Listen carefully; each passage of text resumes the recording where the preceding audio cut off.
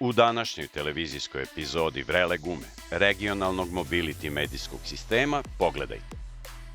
Prve kilometre dvogodišnjeg test putovanja električnom Fiat Panda Nacionale, u kojem, pored ostalog, istražujemo da li je moguća sopstvena automobilska energetska nezavisnost i sloboda.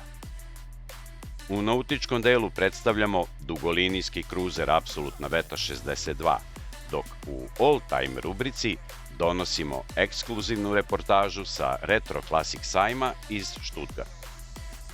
Uživajte i spremite se za nova iskustva.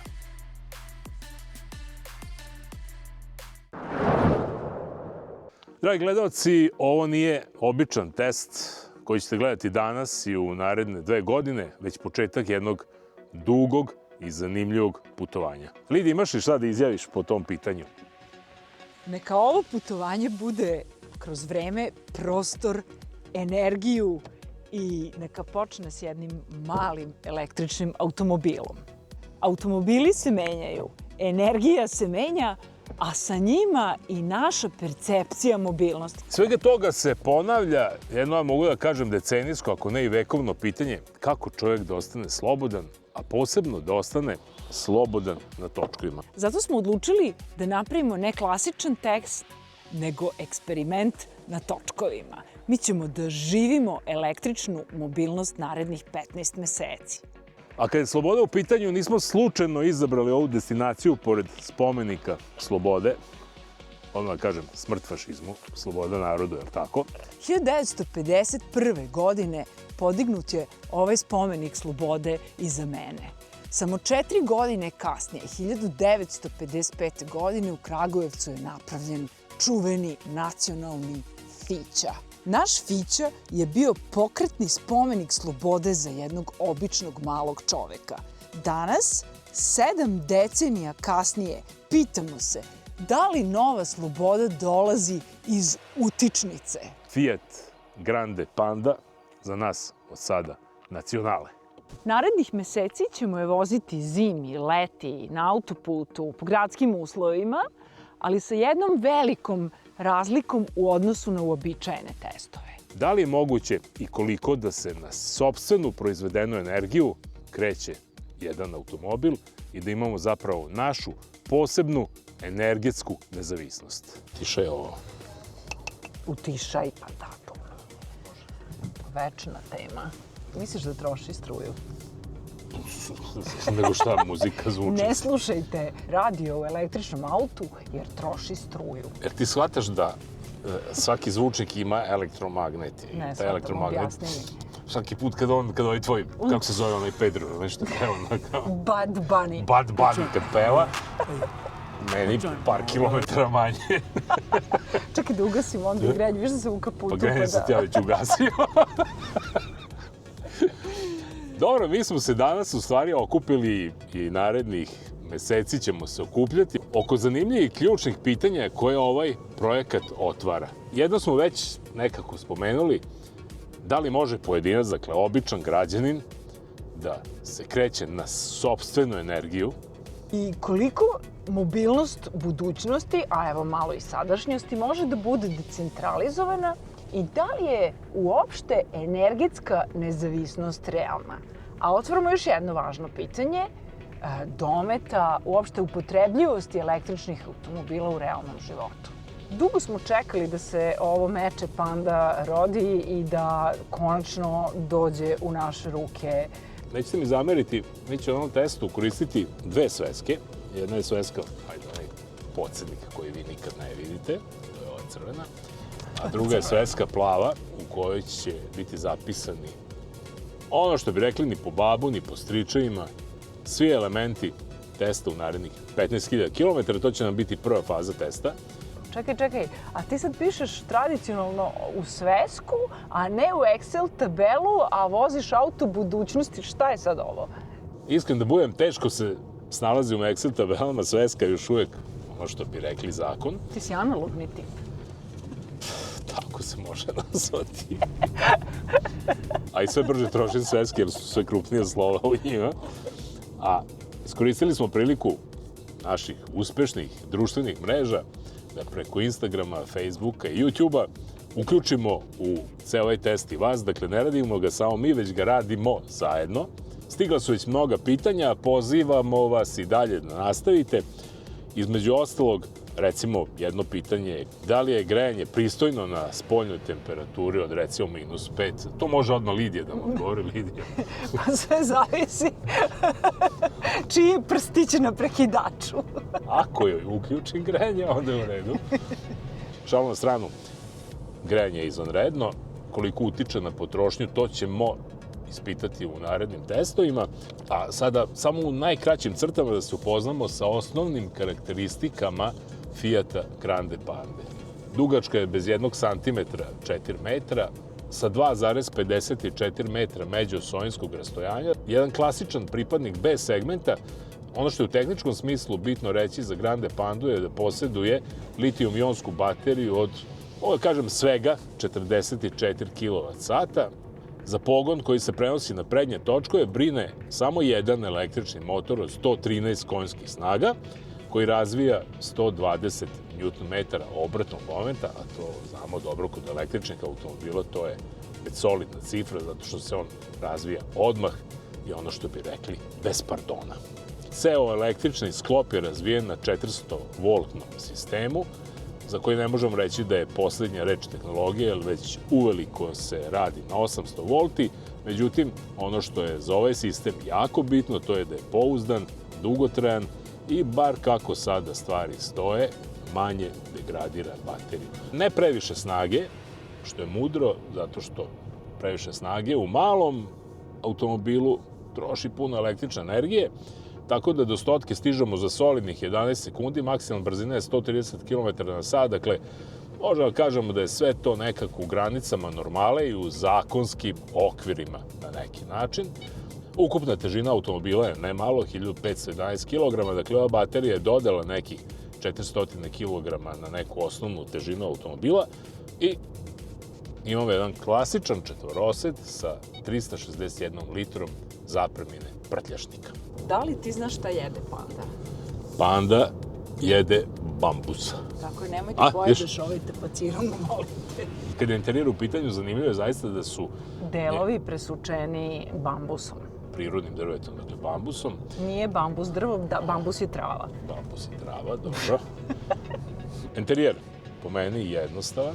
Pa takav i treba da bude. U stvari je to doktrina malog električnog gradskog automobila. Jednostavan, sveden i jednostavan, lak za upotrebu. Kvalitet materijala je prilično grub. Kako grub? Ova plastika nekako je gruba, međutim, istovremeno je jednostavna za održavanje i upravo se uklapa u ovu priču malo čas rečeno da je automobil iznutra potpuno jednostavno koncipiran, u smislu sedi i vozi. Ja moram da kažem nešto. Kad sam prvi put sela sa 5 km u ovaj auto, sve komande, apsolutno, i uparivanje telefona sa njim su mi bile intuitivne i lake. Ja sam se snašla za 2 minuta. To je velika, velika prednost. Kod Fiata Grande Pande mogu samo da pohvalim, a to su sedišta velika, su udobna i ceo interijer, odnosno automobil je fantastično komforan. Dakle, lepo sedim kao u velikom automobilu, a ipak se nalazim u automobilu koji je u B segmentu. Tu je Fiat odigrao odličnu, da kažem, ulogu. Nije previše digitalizovao Grande Pandu, čak mogu i da zamerim na nekim stvarima. Mogu je možda biti veći centralni monitor, ali onako na njemu nema bog zna šta da se vidi, dakle, osim navigacije i odabira radio stanice, a najveća zamerka, sve mislim da ne znam ja to sad da nađem, ili auto nov, je što nema monitoring trenutne ni prosečne potrošnje električne energije. Dakle, imamo monitoring trenutne potrošnje kroz dijagram, da li trošimo ili rekuperiramo električnu energiju i koliko još imamo u bateriji električne energije za koliko kilometara, i to je sve od informacija koje dobijamo od njegovog infotainmenta, što je pomalo i neprimereno i to bi Fiat trebalo što pre da ispravi. Ali šta će ti više? Dakle, imaš osnovne informacije, voziš, puniš i šta sad ti hoćeš? Praktično Fiat Grande Panda je u osnovi gradski automobil koji može se koristi i za duže destinacije. To ćemo proveriti u jednom od narednih naših testova. Ono što se za sad pokazalo zaista efikasnim, to je danas i sutra je vozi, preko sutra je na solarnu energiju, kada sine sunce napuni i opet vozimo 2-3 dana.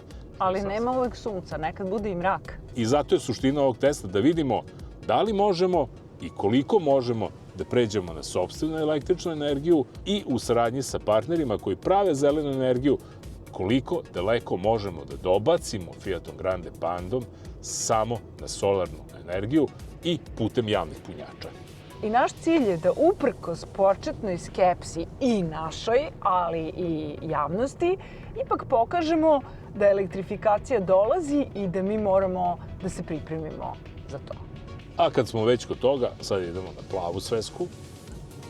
Šta će tebi OMV sveska u električnom autu? Pa, vidjet ćemo još.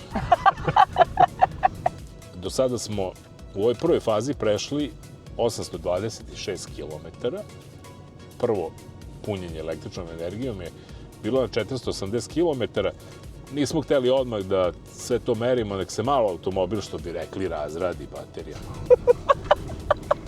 Šta radim? Ja sam takav. Čekaj, ti razrađuješ. Nijedan uređaj ne sme se napadne odmah punom snagom linije. Šta pričaš? Ja kad vidim da neko uzme i nov automobil ili recimo motor na čamcu i odmah da pun gas, ja bi ga zadavio odmah tamo. Šta pričaš ispod kobilice.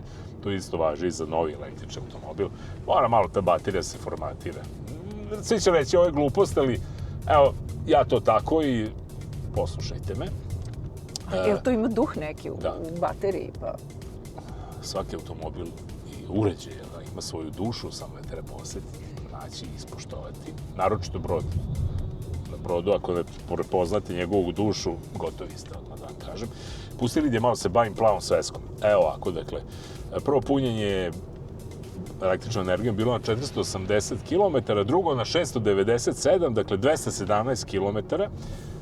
Tu smo se trudili da provezemo 80 km autoput, 80 km lokalni put i nekih 50-60 km po gradu. Za tih 217 km potrošio je 39,7 kWh električne energije, odnosno nešto preko 18 kWh električne energije na 100 pređenih kilometara. Koliko je to para? Pa to je sve zavisi ko meri i kako meriš. Ako ideš sa utičnice, onda je u plavoj tarifi, onda je to 1 euro. Ako ideš sa utičnice u crvenoj tarifi, to je onda tu negde oko 2 eura za 100 pređenih kilometara. To je nešto preko 1 litre dizela. Ono što sam primetio na prvom punjenju, to je da je na zidnom AC punjaču mogućnost snabdevanja električnom na izmeničnom energijom Grande Pande svega 3,5 kW, zato što je punjenje na monofaznom sistemu. U tom slučaju nama treba 12 do 14 sati da se napuni. Da, što je vrlo malo za dnevne neke intervencije ako ostanemo bez električne energije u bateriji. Jednostavno za sat vremena možemo dobiti nekih 15-20 km autonomije. Na DC punjaču je stvar značajno bolja.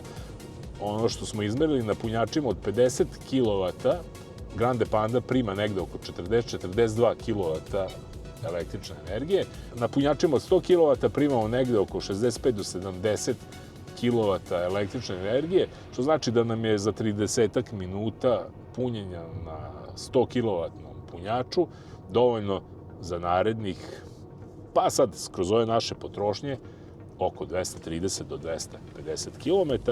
Test je tek pred nama. Kad ga razradimo, možda to bude i manje. Kako ćeš, objasni nam kako ćeš da razradiš taj auto. Evo, ajde, daj plastičan primjer. Oprezno, vožnje. Kako se razrađuje? Nemo što objasniti, to može tako, to znaš, ali to te onda ćaća nauči kako razrađuješ auto. Dobro, objasni kako razrađuješ auto. Pa šalim se, sad vidjet ćemo u narednom periodu eksploatacije, bilo je dosta hladnog vremena, ispod nule, vidjet ćemo. Zato smo sad u ovom automobilu u prvoj fazi 15.000 km da ispitamo sve što se da ispitati na njemu, onako ni po babu, ni po stričajima. Evo, to je bilo neki način sve u ovom prvom našem upoznavanju, da kažemo prvoj fazi uvodnog testa Fiata Grande Panda Electric. Vidimo se vrlo uskoro sa zanimljivim pričama. A vi šaljite vaša pitanja na naše društvene mreže, Instagram, Facebook i X. Odgovaramo preko plave sveske.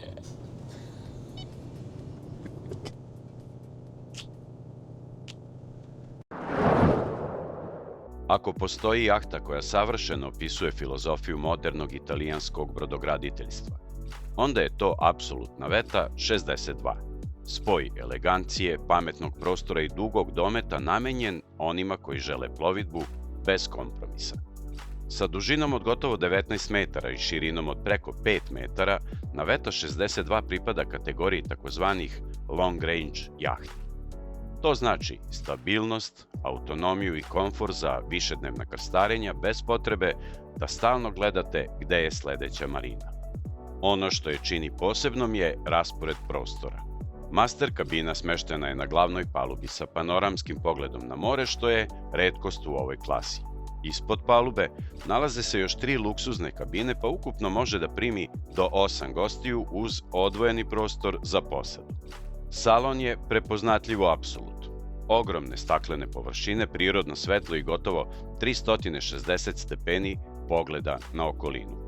Granica između interijera i eksterijera praktično nestaje, pa imate osjećaj da je more stalno deo dnevne sobe. Na Flybridgeu je pravi društveni centar, komandni most, kuhinjski blok, sunčališta i lounge zona. Idealno mesto za duge letnje dane i zalaske sunca. Pogon obično čine 2 Volvo Penta IPS motora, najčešće u rasponu od 725 do 800 konjskih snaga po motoru. Maksimalna brzina je oko 26 čvorova, ali prava snaga Navete 62 nije u sprintu, već u krstarenju. Apsolutna Veta 62 osvaja tišinom, prostorom i osjećajem slobode. A kada smo već kod slobode kao glavne teme u ovoj emisiji, ona je uvek bila najskuplja tekovina. Kod apsolutna Veta 62 ona košta oko 3 miliona evra, pa na više.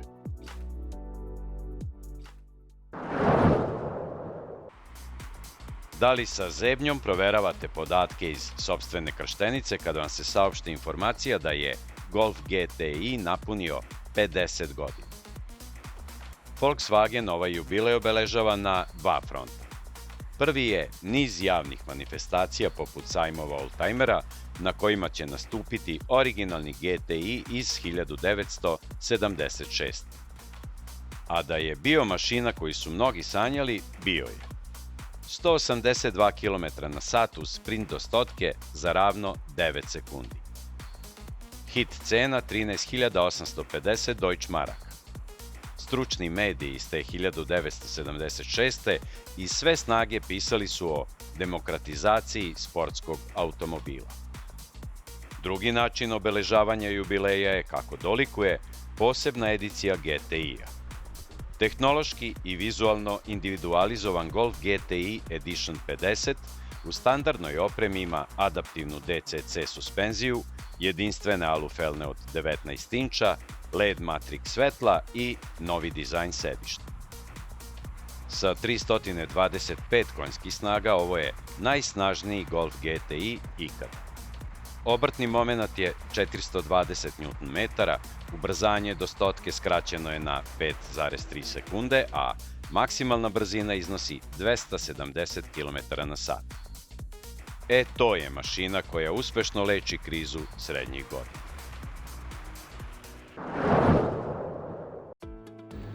Retro Classics u Stuttgartu. Za ljubitelje stariteta na 2 i 4 točka u brojnim halama, pa svako će pronaći nešto za sebe. Što se mene tiče, za početak, to je Volkswagen K70. Originalno ovaj automobil bio je projekat kompanije NSU i sa 4 vrata, modernim stajlingom i 70 konja ispod haube trebao je firmu iz Neckarsulma da uvede u 70. godine. Međutim, praktično 15 minuta pre sajma automobila u Ženevi 1970. iz Wolfsburga stiže naređenje: menjajte značke na prednjoj masci i svu NSU promo dokumentaciju sklanjajte u bunker. Od sada je ovo Volkswagen K70. A na štandu Mercedesovog odeljenja za klasične automobile još jedan unikat. Naime, 1991. godine Mercedesovi inženjeri dali su sebi zadatak da naprave sportski automobil koji će jednostavno imati savršeno ležanje na putu. C112 je eksperimentalni automobil koji je imao V12 motor, 408 konja i 580 Nm obrtnog momenta. Mogao je da pojuri 250 na sat, a imao je i pionirski radar koji je osmatrao šta je ispred da bi se moglo na vreme kočiti. Ima li boljeg mesta od sajma da se predstavi 7,5 decenija Porschea u motosportu? Ovde je praktično preseljen deo Porscheovog muzeja. A šta odabrati? Koji bi mogao biti favorit? Pa ovako, subjektivno, zašto ne ovaj 911 3.0 RSR? Automobil koji opisuju kao beskompromisan. Citroen SM. Dizajnirao ga je, naravno, Robert Opron. Automobil je razvijen u vazdušnom tunelu i bio je namenjen da Citroen sa ovim modelom uđe u Gran Turismo segment. Citroen je u to vreme posjedovao 35% akcija Maseratija, otuda i naziv Citroen SM, a takođe na taj način imao je pristup Maseratijevom 2,7 litarskom V6 motoru koji je razvijao 167 konja. Ja sedim u retkom primerku kabrioleta, a u kabrioletu se takođe vozio i francuski predsednik. Taj kabriolet ne možemo da vam pokažemo, ali možemo da vam pokažemo njegovu maketu. Austin A35 iz 1946. godine. Ali pošto je ovo štand engleskih automobila, idemo nešto sasvim drugačije. Morris Minor. Proizvodio se od 1948. do 1971. godine. Reč je o automobilu koga je konstruisao Alec Isigonis, otac Minija. Inače, jedna urbana legenda kaže da su čelnici Zastave, kada su odlučivali koji će auto da proizvode kao jugoslovensko nacionalno vozilo, itekako ozbiljno razmatrali Morris Minor. Da je Morris Minor kojim slučajem pobedio Fiću, verujte mi, film Nacionalna klasa izgledao bi dramatično drugačije. Takođe želim da kažem da je ispod haube motor od 1100 kubika sa 48 konja. Praktično idealan za juga. I naravno ništa bez ekipe iz zemlje koju zovu Bella Italia. Birajte koji vam se najviše dopada. Ovaj automobil je Lancia Beta Monte Carlo, model koji se vezuje za Valtera Rola, kako za volanom, tako i kao savjetnika u konstrukcionom birou. Kada govorimo o ovom primerku, na delu je prilično nova restauracija iz 2021. na 2022. godinu i verujte mi, 4 godine kasnije i dalje izgleda fantastično. I ko o čemu, ja o NSU. Ovo je motocikl Neckersulm ili ti NSU iz 1904. godine. 329 kubika i 2,5 konjske snage, ali zato mogao je da pojuri i 65 km na sat. Iako ovde po sajmu uglavnom ide na pedale, ovaj motocikl pobednik je brdskih trka, kako 1904-1910, tako i u svojoj retro kategoriji prošle 2025. Jedna hobi radionica iz Nemačke u okviru Cycle Kart grupacije proizvodi replike trkačkih automobila iz 20. i 30. godina prošlog veka. Pogonska grupa je, verovali ili ne, Hondin motor od 200 kubika, najčešće koji viđamo u motokultivatorima. Ali ako izdvojite 2 do 3.000 evra za ovako jedan unikatni primerak, ja vam lično garantujem da ćete biti glavni na bilo kojoj karting stazi. Sa mnom su tri legende, princ Leopold von Bayer, njegov timski kolega René Staud i naravno njihov BMW. Pitanje glasi zašto je bolje voziti oldtimer trkačke automobile nego nove? Die Oldtimer, die haben sehr viel Charakter, die haben sehr viel Mechanik, die machen das, was wir sagen. Ich liebe die klassischen Autos von ihrem Charakter und von ihrer Persönlichkeit. Bei den modernen Autos schauen die halt alle gleich aus, weil sie im Windkanal entwickelt werden. Aber auch so alte Autos muss man wie ältere Herrschaften vorsichtig schalten und nicht übertreiben. Und das macht es aus und die Freude, solche Autos zu fahren.